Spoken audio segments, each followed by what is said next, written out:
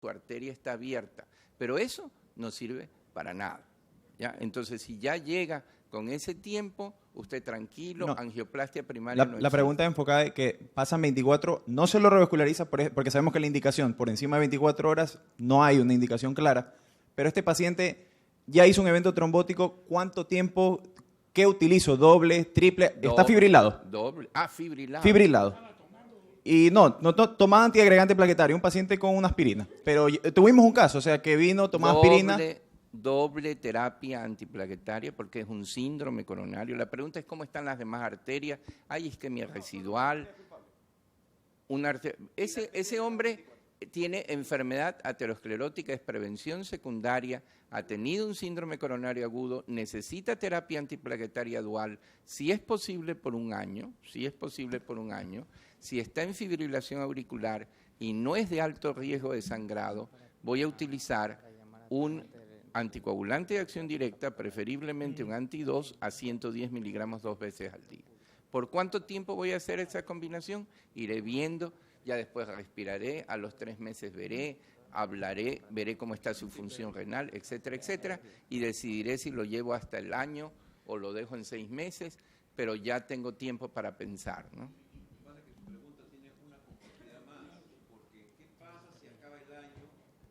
Suspendes la doble agregación antiplaquetaria, habiendo pasado 12 meses.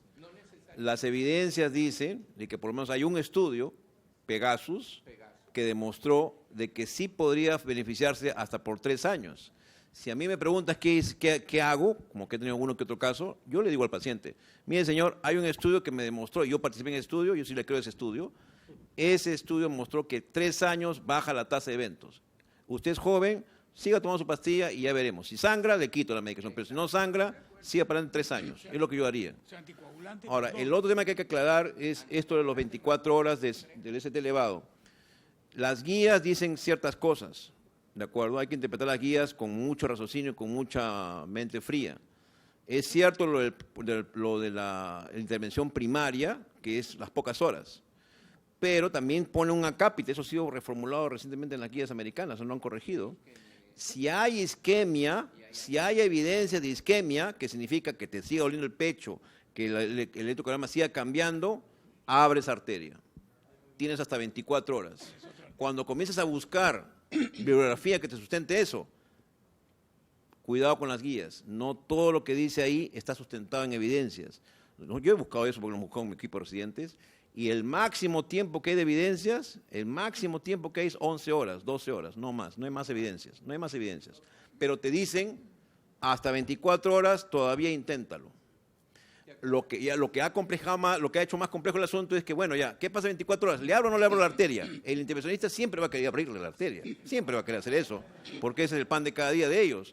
Pero entonces surge el FFR, surge un método, dice, si hay isquemia, abre pues la arteria, pues si hay isquemia, teoría de la arteria abierta. Siempre es bueno que le abras el caño y puede llegarle más sangre y de pronto hay un tejido que lo puede rescatar. Pero claro, para eso, pero a la pregunta que mencionaba era porque me preocupa de que pueda estar pensando que no sé si se puede abrir, pero evidentemente ya pasó el tiempo ideal. Pero nuevamente, creo que no sé por qué, tengo la sensación que no ha quedado muy claro esto. Hubo un síndrome coronario agudo, con FA, sin FA, como le dé la gana, pero es un síndrome coronario agudo, es un proceso inflamatorio, candente, protrombótico, y eso tiene que ser bloqueado históricamente, ya se sabe, con 2 antiplaquetarios. Sí o sí, no hay discusión. Y siempre está, algo que estén contraindicados, pero son 2. Y ya hemos comentado, aspirina, clopidogrel, si no tiene, tampoco que clopidogrel sea malo, es bueno, tiene su historial, tiene pues estudios gigantescos que mostraron que fue efectivo, pero le dio pues siempre hay alguien mejor que uno, toda la vida, en todo el mundo siempre hay alguien mejor que uno. Entonces, no tiene stent. Lo comportas como si tuviera stent, igual que sin stent. No, el stent es para proteger el stent, pero ahí ya viene la discusión del stent. Estamos hablando de síndrome coronario agudo. La madre del cordero es que es un síndrome coronario agudo. Eso es doble agresión antiplaquetaria. Si le pones un stent, tienes que proteger ese stent y ahí va la discusión cuánto tiempo lo vas a hacer. Y lo vas a prolongar más. Eso es lo que quiero que debe quedar bien claro. Pero había 2 preguntas más, creo que dijo. No, pero una es lo mismo. Esa pregunta es complicado tu paciente porque primero no viene, y llegó tarde. Ya a mí cuando caemos en esta irresponsabilidad, Tenemos que tener algo claro. Acá hay un punto. Yo lo puse ahí, lo que dicen las guías, las europeas, las americanas. Cuando tú dices un escenario que sí creo que deben tener en cuenta. El paciente va a un estudio, es por isquemia coronaria estable, y va a un estudio o en infarto agudo. Él ya pasó 24 horas, no va a poner. Ok, pero no le has puesto de stent. Cuando tú pones un stent de metal, la anticoagulación te dice mínimo 3 meses. Cuando tienes un medicado, mínimo 6 meses, si puedes más. En este caso, no le has puesto ningún stent. Entonces, ¿cómo manejamos a este paciente? Como si hubiéramos puesto un metal. Entonces, yo no iría tan lejos de este paciente. Si lo anticoagulo, de todas maneras. Y por lo que tú me dices, va a tener que ser con warfarina. Va a tener que manejarlo más cerca con warfarina. Ahora, ¿qué le agrego? El doble de tratamiento. Cuando termino a los 3 meses el doble, o a los 6, ¿cuál escogería? ¿Un tienopiridínico o sigo con aspirina? ¿Cuál le gusta a ti? ¿Tú lo dejarías con su anticoagulante, con clopidogrel, que te gusta más? Ya no, ticalón, no vamos a ir. Pero aquí no hay evidencia mayormente de sangrado. O le das aspirina con el anticoagulante. Ese es un escenario real. Y es un paciente de hospital, no es de la clínica que tú le estás pagando ya el stent y todo. Esa es la realidad. Ese es el que te llega al hospital, que ya no sabes qué hacer y ya llegó mal el músculo. La otra vez hice un análisis rápido, o sea, de casi cuántos pacientes venían a destiempo de un síndrome coronario con ese tema. Más del 50% venían después de las 24 horas y no es la realidad del estudio que llegan menos de las 24 horas. O sea, es algo real en nuestro medio, o sea, no sé en otro lado.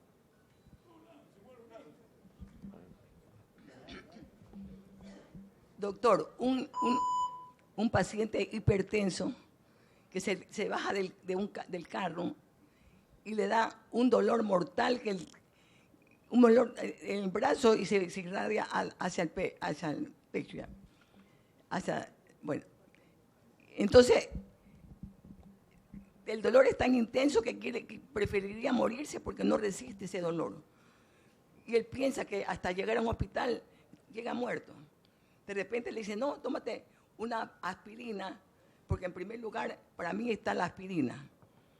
En primer lugar, la aspirina, una aspirina no de niños, sino de 500 miligramos. Y porque es hipertenso, un antihipertensivo de 20 miligramos y automáticamente le pasó. Algo increíble. Yo le pregunto, doctor, ahí, permítame que yo tome el micro para contestarle. En ese momento, ¿usted lo examinó a ese paciente? Era yo. Ah, usted, que está con ese problema. Ah, usted, ok, entonces déjeme hacerle solamente 2 preguntitas que usted podría hacerle al paciente. ¿Usted sabía que era hipertensa?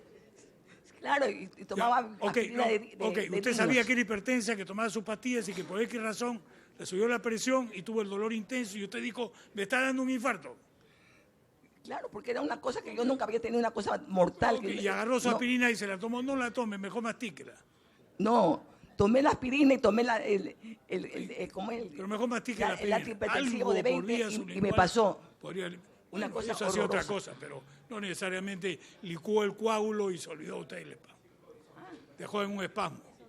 Lo que pregunta la doctora es relevante porque sirve para reforzar que la aspirina es la única agente en este mundo que estamos discutiendo que tuvo ensayos contra placebo, acuérdense históricamente. Y la aspirina en los estudios históricos fue tan buena como estreptoquinasa para bajar mortalidad. O sea, la conducta es correcta. Si yo tengo una sospecha altísima de un infarto inminente, mastiquen una aspirina, 300, 400 miligramos, lo que quieran, pero por lo menos más de una dosis de carga, pero mastiquen y absorban rápidamente porque ya por lo menos han bajado 50% de mortalidad. Eso no significa que es lo único, pero sí es correcto. Ese principio es muy cierto e histórico, tiene más de 40 años de vigencia. Y es la única droga que se pudo hacer y que le empató a estreptoquinasa, a un trombolítico, tuvo la misma capacidad de mortalidad. O sea, es correcto. Que tenga un poco de presión alta, como yo siempre digo, a lo más le va a provocar un poco de gastritis, pero no va a pasar nada. Usted lo que hizo, doctora, es que en los términos modernos ahora de la medicina, y como distinguida dama, usted hizo un cuadro de ANOCA o de MINOCA. Eso en la traducción del inglés viene a ser probablemente un cuadro isquémico agudo con arterias epicárdicas normales, sin evidencia. Lo más que puede ser un espasmo, o puede ser un problema de microcirculación, o secundaria, que le pareció el término moderno de Minoca con Anoca. Eso es unas nuevas enfermedades desde el punto de vista de la cardiopatía coronaria que las mujeres se están tomando como prioridades propias, o sea, propias de ellas. No, al margen lo que dice es lo mismo que le he dicho, usted hizo, por lo menos evitó algo y por lo menos disminuyó un 50%. No creo que fue nada, pero en fin.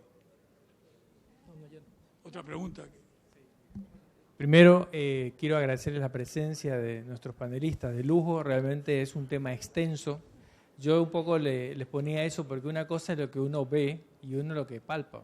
Ticarelor, ya te digo, el IES del Ministerio, he tenido hasta quejas de auditoría que le hacen débito de toda la historia, le pongo Ticarelor. Y el hecho de que nosotros, todo paciente que vemos con FA, lo pasamos a anticoagulantes, o warfarina, sobre todo, que es lo más soportan, es más barato. El manejo de tenerlo en warfarina, tiene que explicarle que no tome vitamina K, que no toma espinaca, que no coma brócoli. Y el paciente es difícil, que no coma acelga. Es complicado mantenerlo en tiempo. Por eso el tiempo de rango terapéutico, dijo Félix, es excelente. En la práctica uno lo gira hacia un nuevo anticoagulante y trata de buscar cuál es la mejor manera.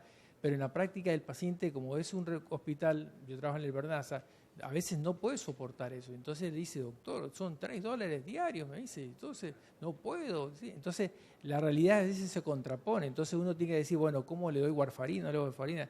Lo trata de tener que lo vea el hematólogo, para compartir la culpa. Pero a veces es difícil el asunto poner en la práctica. Pero ya le digo ahí.